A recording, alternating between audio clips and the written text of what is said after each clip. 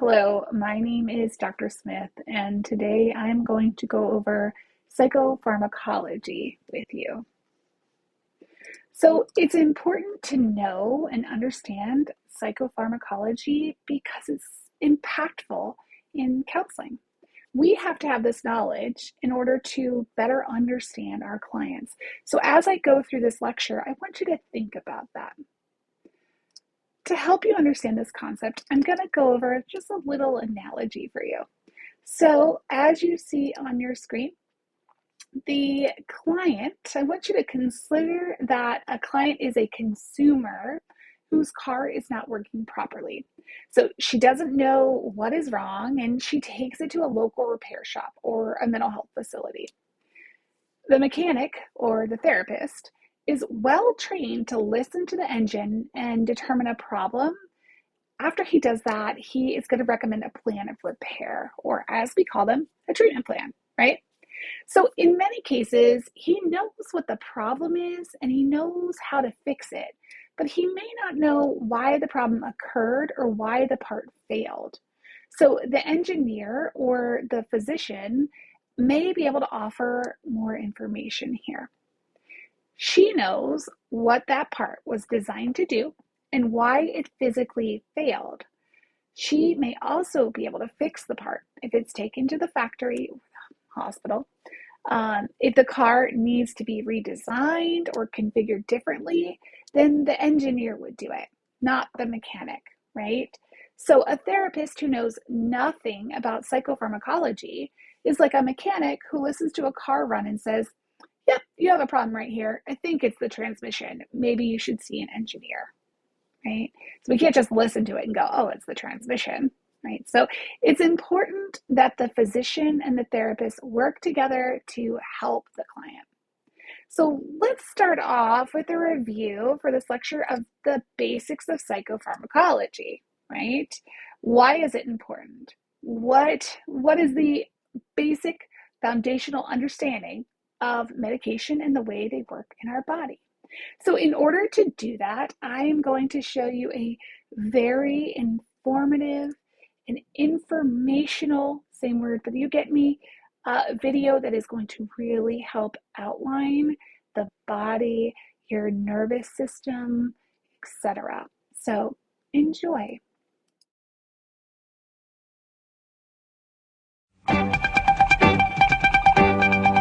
There's a telegram for you, ma'am, and the message is clear.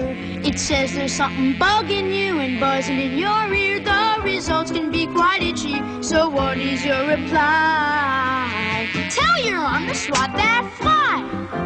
Hey, there's a telegraph line. You got yours and I got mine. It's called the nervous system, and everybody understands those telegram commands, and you know that everybody better listen. The central nervous system is the brain and the spine. The brain controls the system and the spine is the line. Telegrams come in to tell what's happening to you. Then telegrams go out to tell your body what to do. There's a telegram for you, sir. Better read it on the spot. It says your hand is near a stove that's very, very hot. The results can be quite painful, and there's no time to think. Quick, pull that hand away and get it to the sink. There's a telegram line. You got yours and I got mine. It's called the nervous system, and everybody understands those telegram commands, and you know that everybody better listen. Your peripheral nerves, they go all out, delivering those messages your senses send out. From your hearing and touch to your sight and taste and smell, they let your brain react to all the messages they tell. There's a telegram for you, kid, and it's at an awkward time. It says you've gotta go on stage and you forgot your lines. You're gonna be embarrassed cause this telegram's a rush. Your heart starts beating faster and you blush. Hey, there's a telegraph line. You got yours and I got mine. It's called the nervous system, and everybody understands those telegram commands, and you know that everybody better The autonomic system has a hold of you, controlling automatically some things that you do. Your breathing and your heartbeat just go on naturally. And when you're scared, your nerves rev up the speed. Hey, there's a telegraph line. You got yours and I got mine. It's called the nervous system, and everybody understands those telegram commands, and you know that everybody better listen.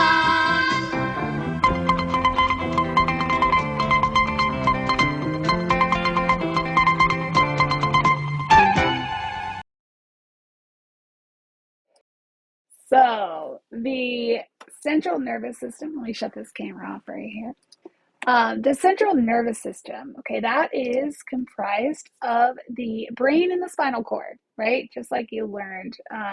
The purpose is to receive and process sensory information from your peripheral nervous system and to trigger the response. Okay, so it comes in and we trigger the response. The peripheral nervous system, there are nerves that branch off from the spinal cord throughout the body. Their purpose is to detect senses and send signals via neurons to the brain. Okay, so that sounds cool, but what is neurons? Back to high school biology 101. Here's a neuron that I drew for you. You are welcome. So here you see a picture drawn by none other than me. And you'll note at the top there are dendrites. These extend out of the cell body and receive messages from other neurons through the little receptors, which are dots on the end that you can see. These messages travel all the way down the axon, the myelin sheath, this yellow that protects that and creates that space where they can travel down. These messages go down all the way to the axon terminal. So these axon terminal at the end has little vesicles and they hold chemicals, also known as neurotransmitter. So these neurotransmitters respond to the original message that's sent, and then they go on to influence other neurons. So let's zoom in just a little bit on what is happening here. So a neurotransmitter, right here you see, they are going all in this little space. So the neuron releases neurotransmitters into a small gap called the synapse. The neurotransmitters will be released and they will either bind to the receptors of the next neuron, they will be destroyed by enzymes, or they'll be rapidly reabsorbed back up into the terminal button, which is often referred to as reuptake. So neurotransmitters can be broadly classified as either excitatory or inhibitory. So much like the gas and the brake pedals of a car. So your excitatory neurotransmitters are going to bind to receptors of other neurons and influence those other neurons to release more of the same neurotransmitter. Your inhibitory neurotransmitters do the opposite. They slow the communication down from one neuron to the other. They bind to the receptors and they influence the neurons to, let's not say that. Let's not release the specific neurotransmitter. Let's slow that connection down. Okay. So mental health medications can act to mimic these effects. And so this is why it's so important to understand the way that the brain processes these neurotransmitters. Next question, what neurotransmitters are we talking about here? Here you go. So we have serotonin, norepinephrine, dopamine, GABA, glutamate, and epinephrine. Okay, so these neurotransmitters have been found to directly impact emotions and behaviors, but often play a variety of other roles of the body too that are less likely to mental health. So we're going to focus on the mental health impact. So first, let's check out serotonin, one of the two feel-good chemicals. Serotonin is known for impacting an individual's learning, memory, mood regulation, focus, emotional stability, sleep functions, and sexual behavior. So low levels of serotonin are linked to depression and anxiety, right? Low levels of that feel-good chemical serotonin. Now we have GABA. GABA is a common inhibitory neurotransmitter. Remember, inhibitory neurotransmitters do the reuptake. They say, no. Let's not communicate from one neuron to the other. Let's slow down that transmission. Okay, so This neurotransmitter creates a calming effect and prevents overexcitation, right? It can contribute to mood disorders, schizophrenia, and autism spectrum disorders. Now, just a brief note, serotonin is a feel-good chemical, and there are people out there that advertise it, false advertising, fake news, that there are medications that create serotonin, and that is not true. So just FYI, fun fact, food for fact. Next neurotransmitters, we have norepinephrine and epinephrine, okay? So I'm going to start on the right with epinephrine. Epinephrine, commonly called adrenaline, okay, that rush. So it is also a hormone that plays a minor role as a neurotransmitter, okay? That adrenaline or epinephrine is clearly related to sleep disorders and anxiety. If you have too much of it, that's what you can expect to have some issues in those areas. Now, if we look back to the left, norepinephrine or no epinephrine, right? The kind of the opposite here. So it acts as a neurotransmitter and a hormone. It impacts an individual's levels of alertness, mood, memory, fight or flight response. So it can contribute to issues of depression, anxiety, and ADHD. And rounding out our trip through neurotransmitters with dopamine and glutamate. Dopamine is the second feel-good hormone. It impacts an individual's movement, motivation, cognition, mood, and attention. And issues with dopamine relate to schizophrenia and bipolar disorder. And then last but not least, glutamate, which is an excitatory neurotransmitter linked to learning and memory, linked also to mood disorders, autism, OCD, and schizophrenia.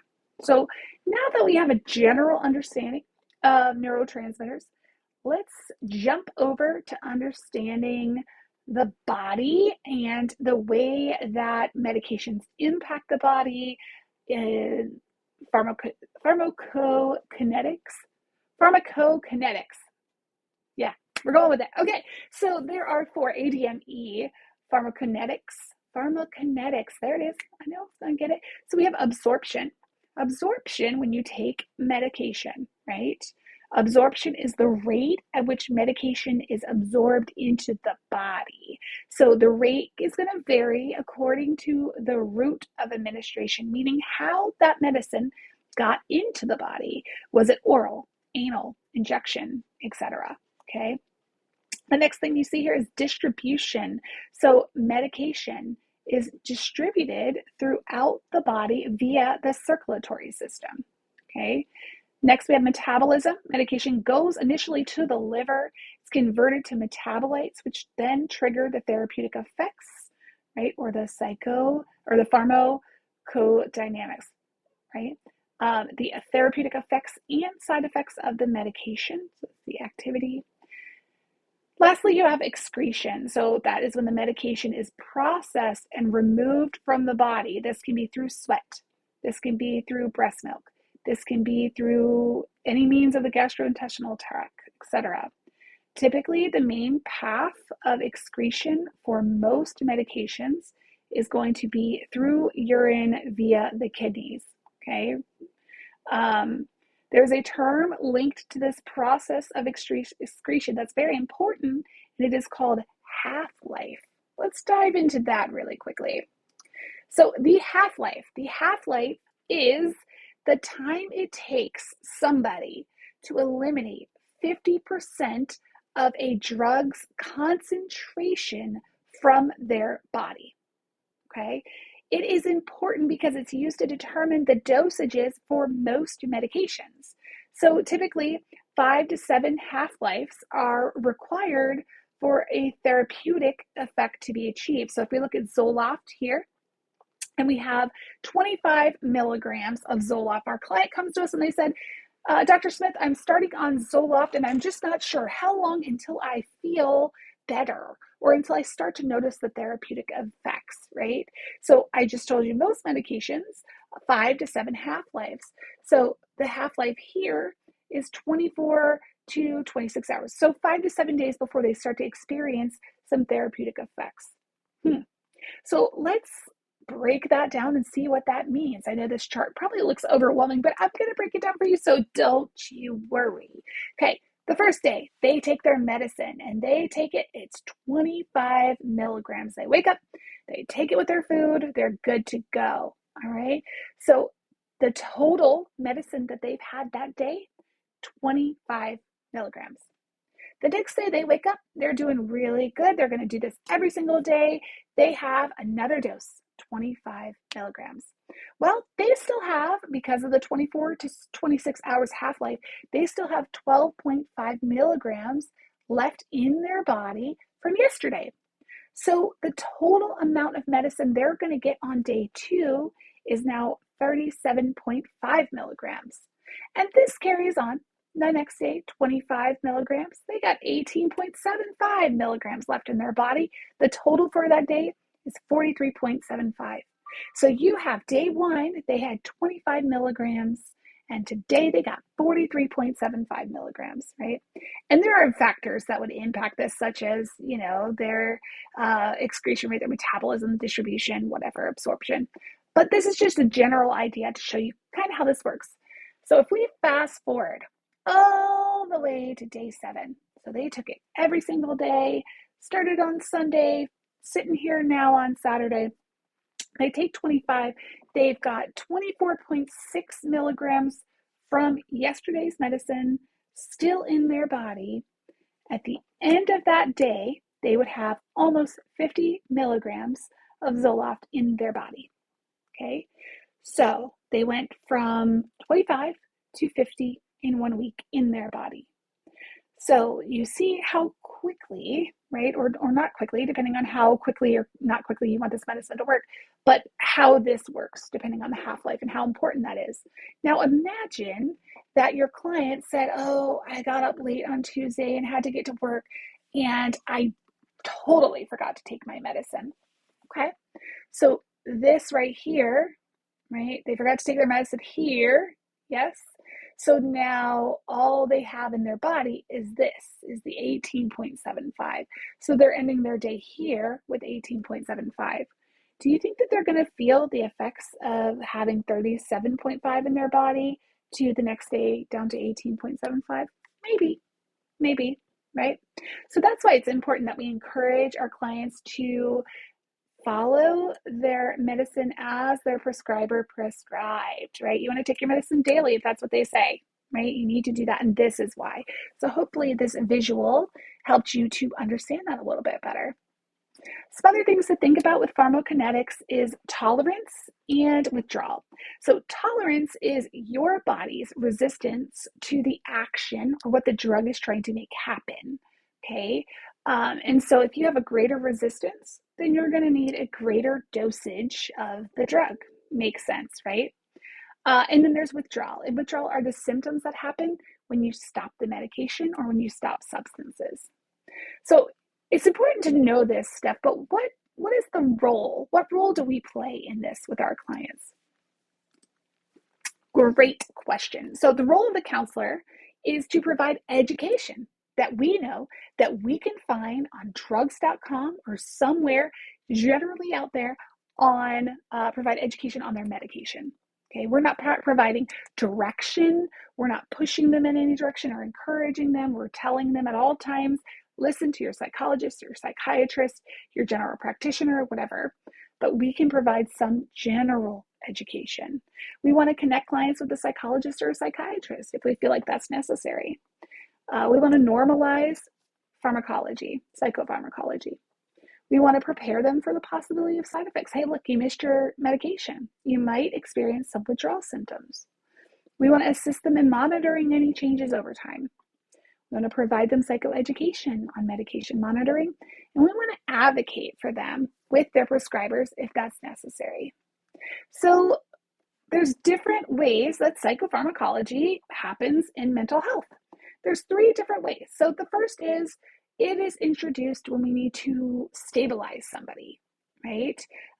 So it's introduced for a stabilization reason, right? So mental health treatment is often precipitated, often by a crisis, right? And so it will help stabilize. So pharmacology is fast acting and effective in helping stabilize. The next way in under stabilization is decompensation. So we can use, not us, they can use PRN medication to provide some extra temporary acute support for clients that are experiencing crisis or in acute situations. The next way psychopharmacology occurs in mental health is in a medication forward treatment format. And so in this format, medication is the primary treatment modality, and then counseling is complementary to that, okay? And then lastly, medication-assisted treatment, and in that one, it's reverse. Counseling is the primary treatment modality, medication is complementary to the counseling. So we're talking a lot about medicine, medication, and so I want everyone to pause and think. How do you feel about medication? To medicate or not to medicate? Do you have any biases that are related, that you may think related to pharmacology? So as you're listening to this, I'm going to throw some questions out. If you want to, you can hit pause on this video, answer the questions for yourself, and then come back. You don't have to share them with anyone. It's just for you to do some introspection and reflect on your position in this regard. So the first question to consider, what place should pharmacotherapy have in mental health treatment? Ask yourself, would I be comfortable taking medication for a mental health issue? Would I recommend such a medication to a family member or a friend? What does it say about a person if they require medication to cope with mental health issues? And what does my culture think about pharmacotherapy? Well, if you paused and reflected, I hope that you gained some insight there. And if you didn't, that's okay. Thanks for staying with me the whole time. Let's look at some pros and cons to it. Maybe help you make your decision on where you stand. So pros to psychopharmacology is that it's fast acting and it provides immediate relief, okay, in some cases. These medications undergo rigorous testing to ensure that they're safe. They can compensate for biologically driven chemical imbalances. And it takes very little effort to reap the benefits of treatment.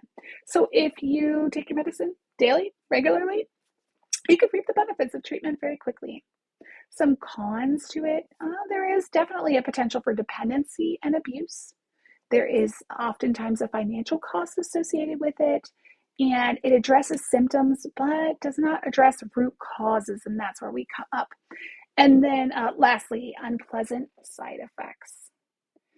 So let's take some time right now to conclude, I guess, this presentation with talk about medications. So we're going to talk about the different types of medications, such as antidepressant medications, anti-anxiety medications, antipsychotic medications, mood stabilizers, and then substance abuse and medication-assisted treatment. So each of them have been broken into a category. I'm going to tell you a little bit about all of them and show you some pictures of them. Let's dive in. So the first category is antidepressant medications. So there are a bunch of different types of antidepressants. There are tricyclic antidepressants. There are monoamine oxidase inhibitors, selective serotonin reuptake inhibitors, serotonin and norepinephrine reuptake inhibitors, and there's atypical antidepressants. So as I'm going through all of these different medications, I just want to forewarn you that some of these names are so very difficult. So I might skip a few of the names, give you the common names, give you the drug class name, whatever. Just bear with me as I try and get these right. So first, we're going to start off reviewing the selective serotonin reuptake inhibitors. Okay, so as the name says, SSRIs, they block or inhibit the reuptake of serotonin, right? It's right there in the name. So by doing so, by blocking the neurons from pulling back the serotonin, it leaves more available in the brain. It allows the connection from neuron to neuron to keep more serotonin in the brain. So this is useful for depression, anxiety disorders, or PTSD. Some side effects that your patients or clients may feel are nausea, headache, sexual dysfunction, and insomnia. Some examples: fluoxetine, also known as Prozac, sertraline, also known as Zoloft, and Lexapro. Okay, and you'll notice that there are photos here. All right, some medications are available in tablets, capsules, liquid form. And as we go through these pictures, you'll also note that they have different colors indicating what they are. They are required to stamp the medicine. That way it can be identified. So you'll see as we go through, I've tried to show you just little previews of some of the medication, but you're not expected to recognize any of them. I sure can't, so don't worry about that. All right, next we're going on to tricyclic antidepressants. So TCAs, they work by blocking the reuptake of norepinephrine and serotonin. So we're going to keep the norepinephrine in the body, in the brain. We're going to keep the serotonin in the brain. So effective for depression, chronic pain, and anxiety disorders. Some side effects: dry mouth, constipation, urinary retention, blurred vision, and dizziness. Some examples, as you see here, we have amitriptyline, nortriptyline, and imipridine, right? Or tofranil. I know it as tofranil. Next, we have monoamine oxidase inhibitors, or MAOIs. They inhibit the monoamine oxidase enzyme, which breaks down neurotransmitters like serotonin, norepinephrine, and dopamine. Do you hear that repeated? Serotonin, norepinephrine, right? When we have these two being blocked or taken back up, reuptake, that's when we're seeing depression, right? That's when we have some issues here. So these medications work to prevent that. Side effects with these MAOIs: hypertensive crisis with certain foods. You have to monitor what you eat, weight gain, and insomnia. And you can read the medications for yourself there. And now on to serotonin and norepinephrine reuptake inhibitors. So these are SNRIs. They inhibit the reuptake of both serotonin and norepinephrine. They're effective for depression, anxiety disorders, and chronic pain. Side effects: nausea, dizziness, sweating, dry mouth. So here's the examples. Effexor, right? Venlafaxine, Effexor. Duloxetine is Cymbalta, and then there's Pristiq. All right, and then atypical antidepressants. So atypical antidepressants work through various different mechanisms, and they don't fit into any of those other categories. So they're often used for smoking, sometimes for depression, sometimes anxiety, and smoking cessation, bupropion. Side effects there, they vary depending on which drug you have. They could include weight gain, sedation, dry mouth. So bupropion, I call it Wellbutrin. I don't know, Wellbutrin, Remeron, and then Trazodone. Okay, most clients are going to say Trazodone, Remeron, and Wellbutrin. Okay, and so there are the pictures of them. Gosh, these are hard to say, right? I've been doing this over 10 years and still can't pronounce all of them. So don't you worry, guys. Next, we have anti-anxiety medications. Two types: sedative hypnotics and then other. First, we're going to talk about these sedative hypnotics. So it's very important that we talk about these and also come back to the interaction of sedatives, hypnotics, and other types of drugs. So the mechanism with sedatives, hypnotics, they enhance the effect of the neurotransmitter GABA, okay, which leads the central nervous system to depress or slow down the messages that go out and in, okay? So they're used to treat insomnia, anxiety disorders, seizure disorders, and also used for preoperative, before operations, sedation, okay? These are powerful medications. They're often prescribed PRN, meaning for acute use. The side effects, drowsiness, dizziness, dependence, withdrawal symptoms, and respiratory depression in higher doses, right? So these can be dangerous. So you have your benzodiazepines that fall into this category. So anything you see that ends in a PAM typically is your benzodiazepam or diazepines. So diazepam is your Valium. It's called Valium.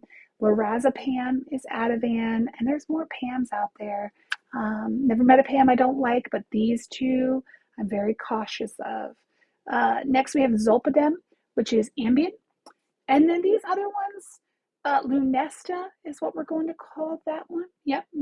Phenobarbital, luminol, secobarbital is called Seconal. But if you look at the bottom, there are two pictures here. I have one that has the V and one that has an A. That's your Valium and your Ativan. I didn't get a picture of Ambien. You can look that up. These medications are very dangerous when they are paired with any other sedatives. Any double, they're not taking their medicine the right dose. They're taking them too often. They're pairing them with alcohol. Alcohol is a depressant. It's a chemical depressant. It's going to do pretty similarly to these sedatives here. And so if you're depressing with a pill, medication, and you're depressing with a liquid, right, alcohol, you're risking your life. High doses of this, it says respiratory depression, right? You could go to sleep and not wake up. It's very dangerous, especially compared with alcohol, paired with opiates, whatever. This is something not to scare you, but to keep on your radar. If you have any concerns about drug interactions, please go to drugs.com for your information, and then refer clients to their doctor for more information about medications. So on to other anxiety agents. So there's quite a few here. The mechanism, again, is going to vary. So buspirone is a serotonin receptor agonist. Beta blockers reduce physical symptoms of anxiety by blocking that adrenaline. So typically used for GAD, social anxiety, performance anxiety, panic disorder, whatever.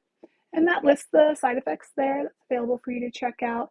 Some examples, buspirone or Buspar.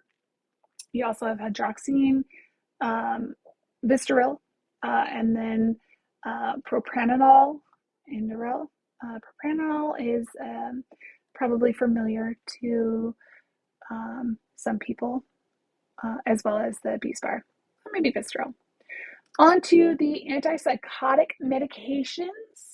So in order to understand the antipsychotic medications, let's look at understanding the psychotic symptoms first, okay? We have to understand the symptoms in order to understand what the medications are going to treat.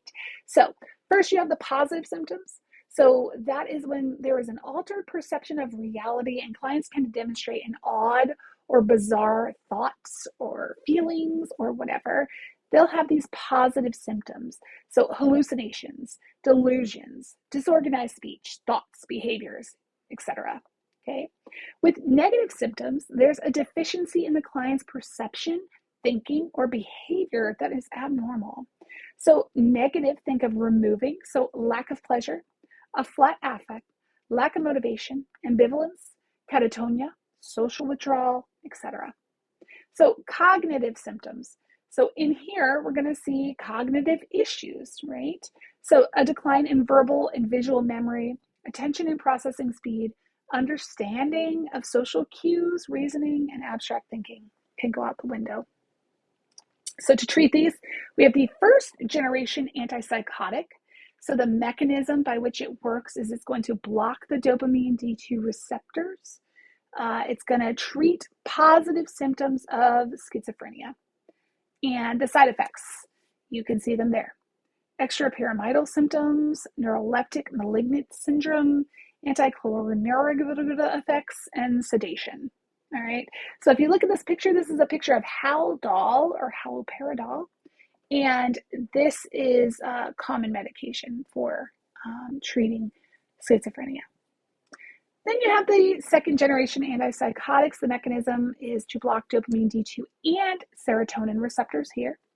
treats positive and negative symptoms of schizophrenia, bipolar disorder, and it can be an adjunct for MDD. Some side effects: metabolic effects, sedation, lower risk of EPS, and that word. Some examples: Risperdal, Zyprexa, and Clozaril. And there's pictures of Risperdal. Moving on to our next category, mood stabilizers. So we're going to be talking about two. We've got lithium and anticonvulsants. So looking at the lithium, again, here's a side note. This is a picture of lithium carbonate. You have the capsule form of it here, but it is available in different forms. It all depends on the route of administration, right? Liquid form, if you're going to inject it, it needs to be in liquid, whatever. So here's just one example of the many different forms that lithium is available in. So how does it work, right? What's the mechanism? So it modulates or controls or manipulates the neurotransmitter activity, thus stabilizing mood. So it's useful in treating bipolar disorder, so manic and depressive episodes, and also for maintenance therapy. Some side effects: tremors, waking, hypothyroidism, renal impairment, and does require regular blood monitoring. Next up, we have anticonvulsants. So the mechanism here is to stabilize the neuronal membranes and reduce the excitability. Okay, the excitability, if you recall, is what is sending the messages from one neuron to the other and to the other and to the other. Okay, so this slows that down, it reduces that. So it's harder for someone to get too excited, not someone, for a neuron to get too excited, and if they're not too excited, they're not going to send the messages. So useful with treating bipolar, seizure, mood stabilization. Some side effects: nausea, dizziness, waking, liver toxicity, and Stevens-Johnson syndrome, which is rare. Here's some examples. You got Depakote, you have Lamictal, and there's no picture here, but Tegretol is also one of the medicines falling in this category. And now the last one, last but definitely not least, is substance abuse and medication-assisted treatment. If you remember, we talked about that as one of the categories before. So medication-assisted treatment, where medications and counseling work together to provide a person-centered approach to treating substance use disorders. Counseling is primary, and medication is secondary, right? So the different medications are going to vary for the different substances and the stages of treatment. So let's go through different substances. We're going to talk about alcohol, opiates, and stimulants treatment. We can talk a little bit about the stages of their treatment. So first, we've got alcohol treatment. You see there's stages: intoxication, withdrawal, and maintenance. So if you have a client that is intoxicated on alcohol, what medication can they give them? Well, folic acid, thiamine, paroxetine, or pyridoxine, vitamin B6, right? They can give them that. They can give them things to help their body recover, but not much more that they can do. In terms of withdrawal symptoms from alcohol, please note, withdrawing from alcohol can be deadly. It can be deadly. So they can give them benzodiazepines. Remember, that's going to slow things down, get their body in a level. If they've got alcohol, they're withdrawing, their body is used to being depressed, the benzodiazepines can act like that, and they can slowly medically help them out of that. They can give them antipsychotics, right? And then if they're in maintenance for alcohol treatment, Campril, Antabuse, Vivitrol, which has the naltrexone, that's going to control the thoughts of it. The Antabuse is going to make them very sick if they try to drink alcohol.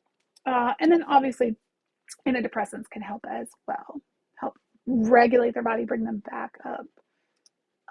Next, we're looking at opiates treatment. Okay. Intoxication. If a client is intoxicated under the influence of opiates, so not much you can do in terms of medicine during that time.